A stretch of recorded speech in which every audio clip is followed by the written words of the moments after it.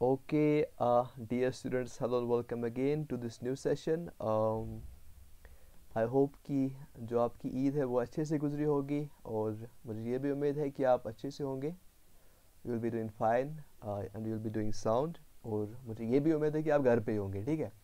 और आप पढ़ाई भी करते होंगे, ठीक है, बीच बीच में, ठीक.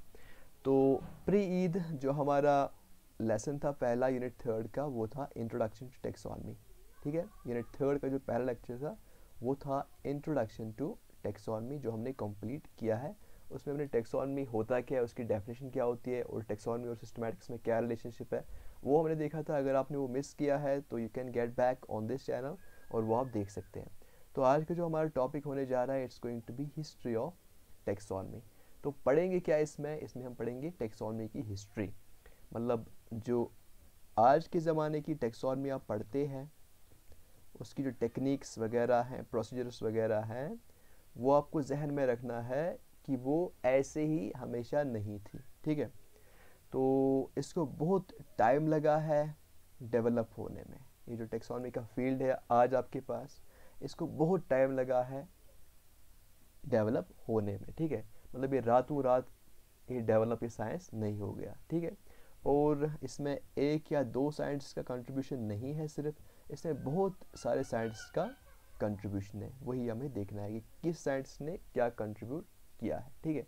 तो वही हम देखेंगे कि ये जो टेक्सोनमी है ये कैसे स्टार्ट हुई, इसका वजूद ये कैसे वजूद में आ गई, और जो आज हम टेक्निक्स यूज़ करते हैं, जो हम क्लासिफिकेशन सिस्टम्स यूज़ करते हैं, उनमें किस साइंस का क्या कंट्रीब्यूशन है, तो वो हम आज देखने की कोशिश करेंगे. ओके, आगे चलते हैं. तो ये देख लीजिए.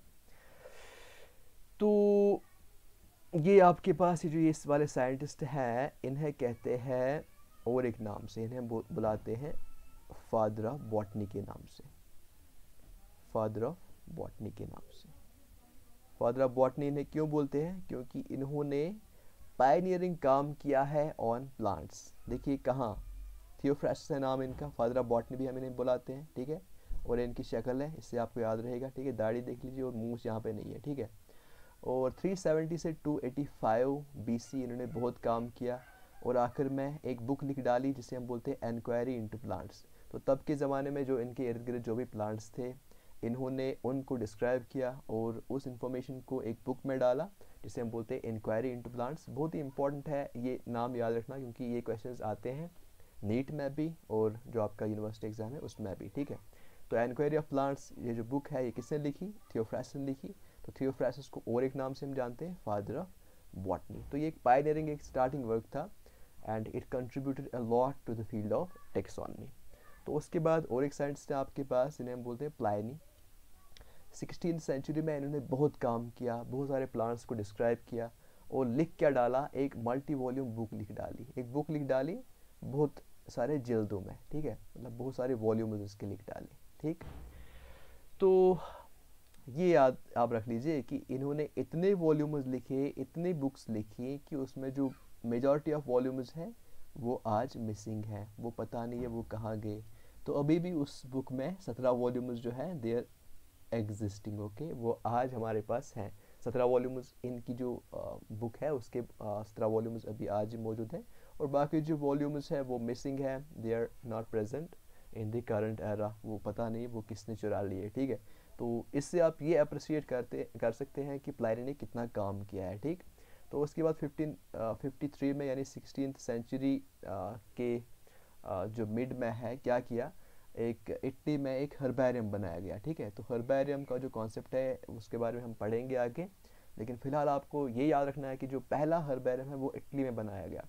क्योंकि जो हर्बेरियम है ये भी टेक्सोनमी में बहुत काम आता है, ठीक है. जो टेक्सोनमी है, क्लासिफिकेशन, आइडेंटिफिकेशन है वगैरह, उसमें जो हर्बेरियम का जो रोल है वो बहुत ज़्यादा है. तो इसीलिए it's also considered to be a I mean one of the biggest contributions to the field of taxonomy, okay. तो उसके बाद जो 16th से 17th सेंचुरी तक बहुत सारे साइंटिस्ट आए गए, उन्होंने कंट्रीब्यूट किया और उनमें जो बड़े साइंटिस्ट थे, बड़े टेक्सोनमिस्ट थे जिन्होंने टेक्सोनमी को कंट्रीब्यूट किया, उनमें आते हैं बाहिन आते हैं, जॉन रे आते हैं, टर्नेफोर्ट आते हैं और बाकी साइंटिस्ट भी आते हैं जिन्होंने बहुत काम किया है, ठीक है. सम नेम्स में बी मिसिंग हियर, क्योंकि इसमें वही नाम आएंगे जिन्होंने ज़्यादा काम किया है, ठीक है। तो ये जहन में बिठाना है कि और भी बहुत सारे साइंटिस्ट ने काम किया है टेक्सोनॉमी में, लेकिन हम कुछ नाम इसलिए छोड़ते हैं कि उनका कंट्रीब्यूशन जो है वो काफ़ी कम था, और जो ये वाले साइंटिस्ट हैं जिनका नाम हम मेंशन कर रहे हैं उनका जो कंट्रीब्यूशन है वो बहुत ही ज़्यादा था। ओके, तो अभी हम पहुंच गए यहाँ पे। तो आगे आगे ये देख लीजिए, ये साहब देखिए खूबसूरत बाल कितने इनके, लंबे लंबे बाल हैं, खूबसूरत बाल हैं। ओके, तो इनका नाम है कैरल लीनियस। ओके, और इनको हम बुलाते हैं और एक नाम से फादर ऑफ टेक्सोनॉमी। ओके, क्योंकि इन्होंने जो टेक्सोनॉमी है उसमें एक रेवोल्यूशन लाया। ओके, जो पायनियरिंग वर्क थी टेक्सोनॉमी की वो इन्होंने ही की, कैरल लीनियस ने। ओके, तो एक बुक लिख डाली उन्होंने जिसे हम बोलते हैं स्पीशीज प्लांटारम 1753 में, दैट मीन्स 18th सेंचुरी में इन्होंने बुक लिख डाली स्पीशीज प्लांटारम, और स्पीशीज प्लांटारम में ही इन्होंने मेंशन किया बाइनोमियल नोमेनक्लेचर। तो अगर आपको कोई पूछे कि जो बाइनोमियल नोमेनक्लेचर है उसका कॉन्सेप्ट किसने दिया, इन्हीं महाशय ने दिया, जिनका नाम है कैरल लीनियस, ने फादर ऑफ टेक्सोनॉमी के नाम से भी बुलाते हैं। और इन्होंने ही बुनियाद रखी आर्टिफिशियल सिस्टम ऑफ क्लासिफिकेशन। हमें क्लासिफिकेशन के टाइप्स देखने हैं, वो हम आगे देखेंगे। तो उसमें 3 टाइप्स हैं, एक है आर्टिफिशियल, दूसरा है नेचुरल, तीसरा है फाइलोजेनेटिक। तो जो आर्टिफिशियल सिस्टम ऑफ क्लासिफिकेशन है उसका जो कॉन्सेप्ट है वो इन्होंने ही दिया, कैरल लीनियस ने ही। ओके, तो ये कुछ चीज़ें आप याद रखेंगे यहाँ पे कि इन्होंने कौन सी बुक लिखी और कौन सा कॉन्सेप्ट इन्होंने दिया और किस क्लासिफिकेशन की बुनियाद इन्होंने डाली। आगे चलते हैं। तो उसके बाद आए यहाँ पे AP डिकेंडोल। ओके, तो AP डिकेंडोल हमने इनका नाम जो है वो पहले भी मेंशन किया था पहले लेक्चर में, कि इन्होंने जो टेक्सोनॉमी की जो टर्म है उसमें इनका बहुत सारा कंट्रीब्यूशन जाता है, ठीक है। जो टेक्सोनॉमी को ये जो टर्म है वो इन्होंने ही क्वाइन की, AP डिकेंडोल ने। और इसके अलावा इन्होंने क्या किया, इन्होंने जो लीनियस का जो काम है उसको मॉडिफाई किया, मतलब उसको रिजुविनेट किया, ठीक है। AP डिकेंडोल ने उनका जो लीनस का जो काम था उसको थोड़ा रिजुविनेट किया, ठीक है, उसको मॉडिफाई किया in order to replenish it. तो उसके बाद ये आते हैं, ये है बेंथम एंड हुकर, बहुत ही इंपॉर्टेंट 2 टेक्सोनॉमिस्ट। ओके, ये आपके जॉर्ज बेंथम है, ये आपके JD हुकर है। तो इन्होंने भी एक बुक लिख डाली जिसका नाम है जेनरा प्लांटारम। तो अब कंफ्यूजन नहीं होना चाहिए, आपने पिछली बार देखा या पिछले स्लाइड में आपने देखा यहाँ स्पीशीज प्लांटारम, तो स्पीशीज प्लांटारम में स्पीशीज है, और ये किसने लिखी, ये कैरल लीनियस ने लिखी। और ये जो ये वाली बुक है जेनरा प्लांटारम, इसमें स्पीशीज नहीं है, इसमें जेनरा है। जेनरा प्लांटारम जो बुक है ये इन्होंने लिखी, बेंथम एंड हुकर ने। और इन्होंने जो बुनियाद डाली इस सिस्टम ऑफ क्लासिफिकेशन की बुनियाद डाली जिसे हम बोलते हैं नेचुरल सिस्टम ऑफ क्लासिफिकेशन। मैंने आपको पहले ही बोला कि जो क्लासिफिकेशन टाइप्स हैं उसमें आते हैं आपकी आर्टिफिशियल, उसमें आते हैं नेचुरल, और उसमें आते हैं फाइलोजेनेटिक, जो हम आगे पढ़ेंगे। आर्टिफिशियल की बुनियाद किसने डाली थी, कैरल लीनियस ने। और जो नेचुरल वाली है क्लासिफिकेशन उसकी जो बुनियाद है वो बेंथम एंड हुकर ने डाली। और बेंथम और हुकर की क्लासिफिकेशन जो है थोड़ी कॉम्प्लिकेटेड है, वो हमें सिलेबस में पढ़नी है, ठीक है। तो वो हमें डिटेल में पढ़नी है बेंथम एंड हुकर की क्लासिफिकेशन। तो इसलिए इनका चेहरा याद रख लीजिए और इनका नाम भी याद रख लीजिए, आगे काम आएंगे। उसके बाद चार्ल्स डार्विन आते हैं। ओके, तो आपको पता है कि डार्विन जो है बहुत ही एक इम्पोर्टेंट साइंटिस्ट है, और इन्होंने एक बुक लिख डाली थी ओरिजिन ऑफ स्पीशीज़।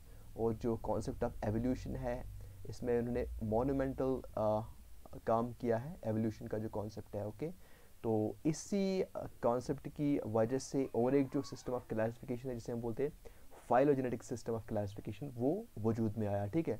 तो उसके बाद और एक साइंटिस्ट थे जिनका नाम था डॉजहैस्की, 1937 में इन्होंने स्पीशीज़ कॉन्सेप्ट दिया, बायोलॉजिकल स्पीशीज़ कॉन्सेप्ट। ओके, तो वो हम आगे देखेंगे वो होता क्या है। तो वो भी एक इम्पॉर्टेंट रोल प्ले करता है इन टेक्सोनॉमी। तो उसके बाद ये वाले साइंटिस्ट जो है इनका नाम है एक्लर। ओके, या फिर एशलर, जो भी आप जैसे भी आप प्रोनाउंस करो, I don't know what is the exact pronunciation of this name. तो इन्होंने बुनियाद डाली अच्छे से phylogenetic system of classification. Phylogenetic system of classification में हम एवोल्यूशन की बात करते हैं, ठीक है। तो ये जो इसकी इस सिस्टम ऑफ क्लासिफिकेशन की बुनियाद जो है वो इन्होंने ही डाली, एशलर ने। ओके, तो उसके बाद इस सिस्टम ऑफ क्लासिफिकेशन को रिफाइन किया, फिर फिल्टर किया हचिनसन ने, ट्रॉन्किस्ट ने, तख्ताजन ने, स्टैब्स ने और रॉबर्ट थॉर्न ने। और जो एक रिसेंट एक साइंटिस्ट आगे थे इनका नाम था हक्सले, 1940 में इन्होंने कॉन्सेप्ट दिया नियो सिस्टमैटिक्स का या फिर हॉलो टेक्सोनॉमी का। तो ये था a brief historical context of this studies in taxonomy. तो आगे हम देखेंगे लेवल्स ऑफ टेक्सोनमी, ठीक है। So thank you for watching, will meet again in the next lecture.